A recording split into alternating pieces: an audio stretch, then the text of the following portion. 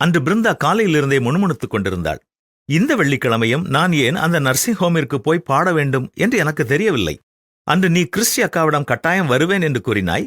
மேலும் ஒரு பாடல் குழுவில் சேர்ந்தால் நீ சில காரியங்களை தியாகம் செய்துதான் ஆக வேண்டும் என்றார்கள் அம்மா. இப்படி இவர்கள் பேசிக் கொண்டிருக்கும் போதே சின்ன தம்பி ஒரு அட்டைப்பெட்டியுடன் அறையினுள் நுழைந்தான். இதனுள் என்ன இருக்கிறது தெரியுமா? பாட்டி அம்மாவிற்கு பிறந்தநாள் பரிசாக கொடுக்க நான் ஒரு சிறிய டீப்பாய் விரிப்பு வாங்கியிருக்கிறேன் என்று பெருமையுடன் அதை திறந்து காட்டினான். அதை பார்த்த அம்மா, டே, அந்த விலை போட்ட அட்டையை எடுத்துவிட்டு கிஃப்ட் ராப்ட் பண்ணு என்று சொன்னார்கள். அதற்கு சின்னத்தம்பி, இல்லம்மா, அது இருக்கட்டும், அப்போதான் நான் பாட்டிக்கு எவ்வளவு விலை கொடுத்து வாங்கியிருக்கிறேன் என்பது தெரியும் என்றான்.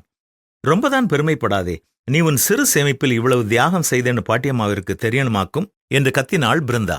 தம்பி, நானும் அதைத்தான் சொல்கிறேன். இந்த பரிசை எவ்வளவுக்கு வாங்கினா என்று சொல்வது முக்கியமானதல்ல.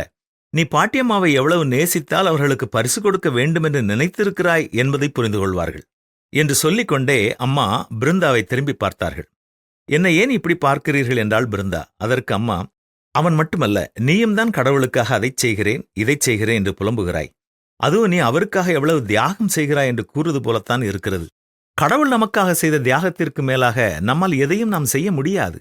நாம் செய்த பாவத்திற்கான தண்டனையை நாம் பெற்றுக்கொள்ளக் கூடாது என்பதற்காகத்தான் அவர் தன் ஒரே பேரான குமாரனான இயேசுவை சிலுவையில் அடிக்கப்பட ஒப்புக் கொடுத்தார்.